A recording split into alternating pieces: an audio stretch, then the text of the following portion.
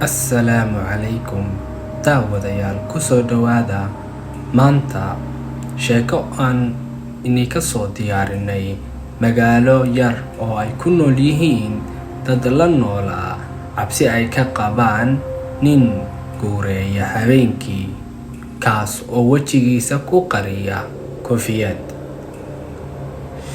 Ninkani ma ahayn mid la garanayo meesha uu ka yimid, magaciisa, muuqiisa iyo weliba wax lagu soo sooco.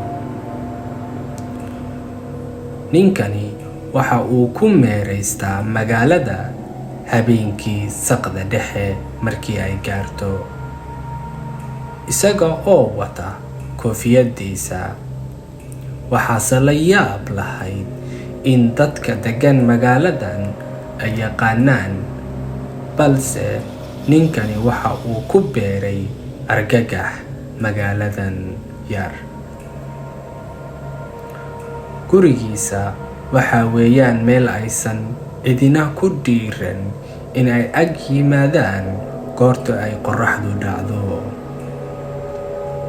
Kuwii isku daya in ay u soo dhawaadaanna habeenkii waxa ay ku waramaan in ay maqlaan cod hooseeya oo guuxaya watana cabsi shanqareed, kaas oo ka imaanaya darbiyada dildillaacsan iyo muraayadaha jajaban ee daaqadaha gurigan.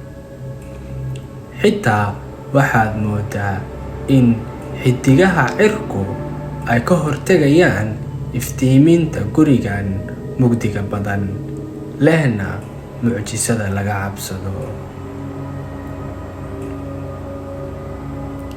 Dadka degan magaaladan waxa ay ahaayeen kuwo neceb ku dhowaanshaha gurigan, iyaga oo isleh in ay soo jiitaan siraha ku duugan gurigan iyo fikirka walwalka wata ee uu ku abuuro gurigan.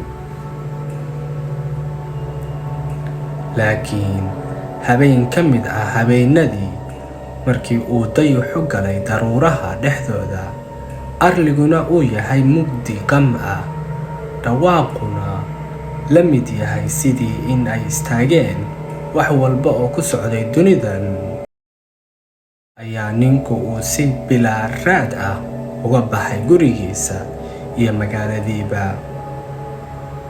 Dadku waxa ay ku noqotay arrintan mid ay aad ula yaabaan, oo qaar ayaa waxa ay dhaheen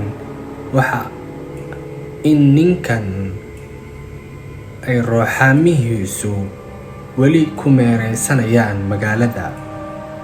Ilaa iyo haddana lama hayo meel uu dhigay jaan iyo cirib, balse sheekadiisa waa mid ku beeran qalbiyada dadka deegaanka u ah magaaladan.